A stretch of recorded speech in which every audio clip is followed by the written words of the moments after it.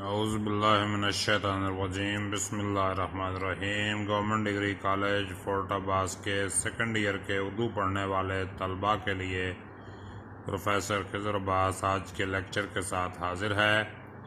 آج ہم سبق نمبر 2 تشکیل پاکستان کی باقی تشریحات کریں گے اور کل سے انشاءاللہ سبق نمبر 3 نواب محسن الملک پڑھنا شروع کریں گے۔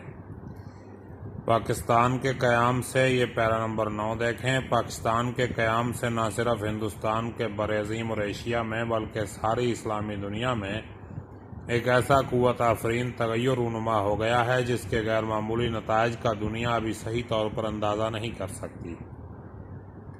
ادھر یہ امر پاکستان کی ملت اسلامیہ پر روز بروز واضح ہو رہا ہے کہ اگر اسے اپنی اور دنیا کی طرف اپنا اسلامی اور انسانی فرض ادا کرنا ہے تو پاکستان کی حکومت لازمی طور پر اسلامی جمہوریت کے ترقی پرور اصولوں پر قائم ہوگی، جس میں مسلم اور غیر مسلم دونوں سے مساوی سلوک کیا جائے گا، جس میں بڑے بڑے سرمایہ داروں کے لیے جگہ نہ ہوگی بلکہ جس میں غریبوں اور کارکنوں کا خاص طور پر خیال رکھا جائے گا، جس میں عورت کے حقوق اور اس کی شخصیت محفوظ ہوگی، جس میں دولت ادھر تمام لوگوں میں مناسب طور پر تقسیم ہو کر ادھر بیت المال میں جمع ہو کر عوام الناس کا معیار زندگی بہتر بنانے کے کام آئے گی۔ تو اس کا سیاق و سباق دیکھیں۔ تشریح طلب عبارت سے پہلے مصنف کہتے ہیں اورنگزیب عالمگیر کی وفات کے بعد مسلمان زوال کا شکار ہو چکے تھے اور انگریزوں کی آمد سے ان کے زوال کی تکمیل ہوئی۔ شاہ ولی اللہ اور شاہ عبدالعزیز کی کوششوں سے علم دوست طبقہ میں مذہب کی صحیح واقفیت بڑھتی گئی لیکن عوام کی مذہبی حالت بہت گری ہوئی تھی۔ سید احمد بریلوی نے 15 سال مسلمانوں کی مذہبی و معاشرتی خرابیوں کو دور کرنے کی پوری کوشش کی، پر سید کی تعلیمی اور سیاسی کوششوں سے مسلمانوں کے تشخص کو بچانے میں مدد ملی۔ زیر تشریح عبارت کے بعد مصنف بتاتے ہیں کہ پاکستان کے مسلمانوں کا نسب العین اسلام ہے، وہ اسلام جو قرآن میں اللہ نے بیان فرمایا ہے، جس کی عملی تفسیر اللہ کے رسول نے پیش کی۔ مسلمانوں نے اسی اسلام کو اپنی زندگی میں نافذ کرنے کے نظریے سے ایک الگ وطن حاصل کیا، جس کا نمونہ حضرت صلی اللہ علیہ وآلہ وسلم اور چاروں خلفائے راشدین کے عہد میں مسلمانوں کی زندگیوں میں نظر آتا ہے۔ تشریح دیکھیے اس کی بھائی۔ تشریح طلب عبارت میں مصنف کہتے ہیں کہ مسلمانوں کی مسلسل کوششیں 14 اگست 1947 کو رنگ لائیں اور انہیں اللہ تعالیٰ نے آزاد مملکت سے نوازا۔ یہ ملک برصغیر کے لاکھوں مسلمانوں کی قربانیوں کے بدلے میں نصیب ہوا تھا۔ کم و بیش 15 سے 20 لاکھ مسلمانوں نے اپنی جان کے نذرانے پیش کیے، تب جا کر یہ ملک عطا ہوا تھا۔ برصغیر میں مسلمانوں کو 2 بڑی اقوام انگریز اور ہندوؤں کی مزاحمت کا سامنا تھا۔ ایسے میں مسلمانوں کی آزادی کے ظاہری آثار بہت مشکل دکھائی دے رہے تھے، لیکن مسلمانوں نے بے پناہ قربانیاں دے کر ناممکن کو ممکن ثابت کر دکھایا اور آزاد ملک پاکستان حاصل کر کے پوری دنیا کو ورطہ حیرت میں ڈال دیا، کیونکہ پاکستان کا آزاد ہو جانا ایک غیر معمولی اور اہم واقعہ تھا۔ پاکستان کے قیام سے نہ صرف ہندوستان بلکہ برصغیر اور ایشیا میں بلکہ ساری دنیا میں تبدیلی محسوس ہو رہی تھی، اور دنیا کی دوسری اقوام مسلمانوں کے اس کارنامے سے حیران ہو رہی تھی۔ برصغیر کے مسلمانوں نے یہ بھی ثابت کر دکھایا کہ مسلمان اپنی قوت ایمانی، بصیرت اور قوت و طاقت سے ناممکن کو ممکن بنانے کی صلاحیتیں بدرجہ اتم رکھتے ہیں۔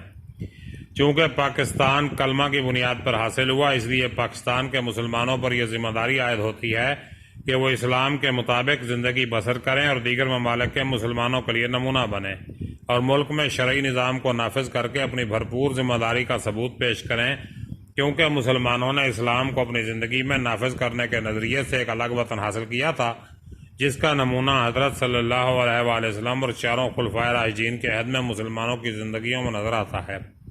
پاکستان کے استحکام کے لیے لازم ہے کہ اسلامی جمہوری اصولوں کو نافذ کیا جائے، جس میں مسلم اور غیر مسلم کو مساوات اور برابری کے حقوق حاصل ہوں گے اور حکومت ہر باشندے کے حقوق کا تحفظ کرے گی۔ پاکستان کے عوام بھی اسلامی ضابطہ حیات کے مطابق زندگی بسر کریں گے اور حکومت بھی اسلامی اصولوں کی پاسداری کرے گی۔ لو بھائی عزیز طلباء، یہ آ گئی عبارت نمبر 10 اور یہ ہماری آج کی آخری عبارت ہے۔ مسلمانوں کا نسب العین اسلام ہے، وہ اسلام نہیں جس کا ڈنکا مطلق العنان بادشاہوں اور خودغرض عمرا نے بجایا، بلکہ وہ اسلام جس کا حامل قرآن ہے، جس نے صرف اندیکھے خدا کے آگے سر جھکانا سکھایا، وہ اسلام جس کا نمونہ حضرت صلی اللہ علیہ وآلہ وسلم اور خلفائے راشدین کے حد میں مسلمانوں کی زندگیوں میں نظر آتا ہے، وہ سچائی، وہ دلیری، وہ خود اعتمادی، وہ انکسار و امن پسندی، وہ محنت و مساوات، وہ صبر و تقوی، وہ مسلم و غیر مسلم کی خدمت، سب کے حقوق کا تحفظ، سب سے رواداری، اخوت، محبت، یہ ہے پاکستان کے مسلمانوں کا نصب العین۔ سیاق و سباق کیا ہے جی اس کا؟ تشریح طلب عبارت سے پہلے مصنف بتاتے ہیں کہ اورنگزیب عالمگیر کی وفات کے بعد ہندوستان میں مسلم حکومت کو زوال آ گیا۔ 1803 میں دہلی میں انگریزوں نے قدم رکھا۔ مذہبی رہنماؤں کی کوششوں سے مسلمانوں میں مذہبی بیداری پیدا ہوئی، مگر ذہنی طور پر لوگ پسماندہ تھے، اور سید احمد خان کی تعلیمی اور سیاسی کوششوں سے مسلمانوں کے تشخص کو بچانے میں مدد ملی۔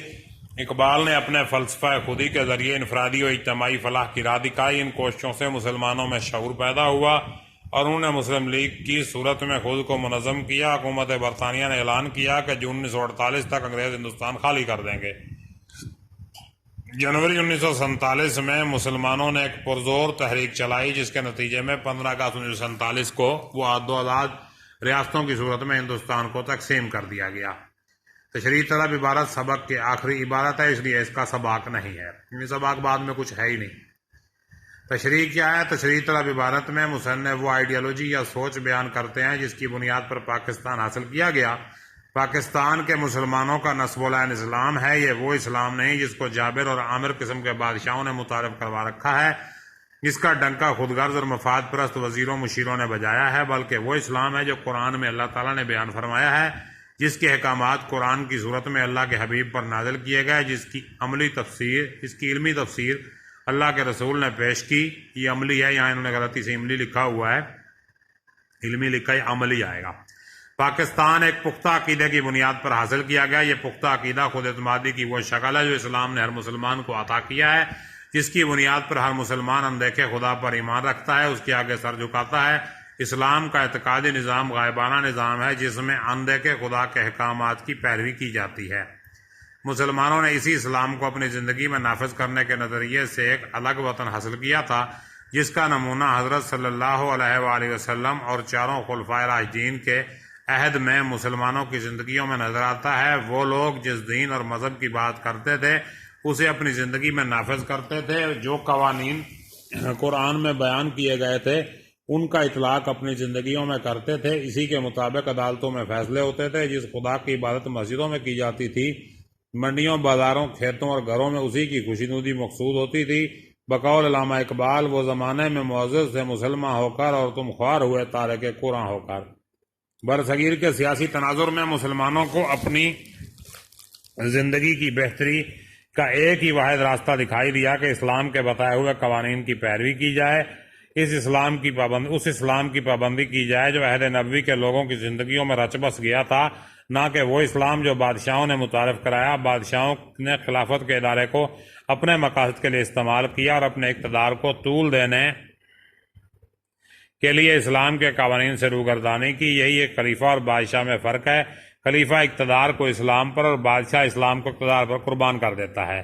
اسلام ایک مکمل ضابطۂ حیات ہے، جس کی بنیاد پر مسلمانوں نے ایک الگ وطن کا مطالبہ کیا، کیونکہ وہ جانتے تھے نبی اکرم صلی اللہ علیہ وسلم کا فرمان مبارک ہے، اسلام کا منشا یہ ہے کہ تمام لوگ ایک متعدد اور مساوی زندگی بسر کریں۔ مسلمان اپنے معاشرے کو اس فلاحی ریاست کا عکس بنانا چاہتے تھے جو عہد نبوی اور خلفائے راشدین کے دور میں دنیا کی نگاہوں کے سامنے تھی۔ وہ لوگ سچائی کی خاطر جان قربان کرنا کر دیتے تھے۔ راست بازی اور حق گوئی ان لوگوں کا نمایاں وصف تھا، اور جان سے گزرنا بھی پڑتا تو لوگ گزر جاتے مگر سچ کو سرنگوں نہ ہونے دیتے۔ ہر شخص دلیری اور بہادری کا ثبوت دیتا۔ ایک خدا کے آگے سر جھکانے والے دنیا کی طاقتوں سے مرعوب نہیں ہوا کرتے، یہی حقیقت ان کے کردار میں جھلکتی تھی۔ خود اعتمادی جو نتیجہ ہے معاشرے میں بے لاگ انصاف کا، ان لوگوں میں کوٹ کوٹ کر بھری تھی۔ دلیری اور خود اعتمادی کا یہ علم تھا کہ ایک شخص خلیفہ عمر فاروق رضی اللہ عنہ کے سامنے کھڑا ہو کر کہتا ہے، اے عمر، خدا سے ڈر۔ وہ لوگ بے خوف ہو کر خدا کو مانتے تھے، اس کے علاوہ کسی کا خوف ان کے دلوں میں موجود نہ تھا، جیسا کہ فردوسی کا قول ہے کہ بادشاہوں سے کیا خوف، خوف تو بادشاہوں کے بادشاہ سے ہوتا ہے۔ ان کا ساری کا یہ عالم تھا کہ حضرت ابوبکر صدیق رضی اللہ عنہ، حضرت علی خلافت کے درجے پر پہنچ کر بھی روزی کمانے کے لیے اپنی مزدوری کا پیشہ جاری رکھتے ہیں، امن و امان و سلامتی قائم رکھنے کے لیے اپنا سکون قربان کر دیتے تھے، رزق حلال کمانے اور اہل و عیال کے حقوق کی ادائیگی کے لیے ہر شخص محنت کرتا تھا، معاشرے میں مساوات کا عملی نمونہ نظر آتا تھا، گویا معاشرہ حدیث نبوی کا عملی نمونہ تھا۔ حدیث نبوی ہے تمام مسلمان بھائی بھائی ہیں، کسی گورے کو کسی کالے پر، کسی عربی کو اجمی پر کوئی فضیلت نہیں سوائے تقویٰ کے۔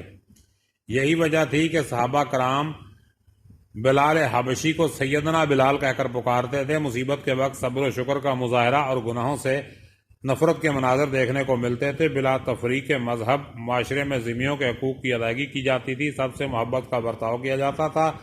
یہ طرز عمل پاکستان کے مسلمانوں کا نصب العین تھا، کیونکہ انہیں معلوم تھا کہ موجودہ دور میں ان تمام مسائل کا حل اسلام میں ہے، کیونکہ بقول مولانا ابو بکر واسطی ہم آزمائے گئے ایک ایسے زمانے سے جس میں نہ تو اسلام کے آداب ہیں اور نہ زمانہ جاہلیت کی عادتیں ہیں اور نہ انسانی مروت۔ تو آج کے لیے اتنا ہی، اگلے لیکچر میں کل ملیں گے، اپنا خیال رکھیے گا، تب تک کے لیے اللہ حافظ۔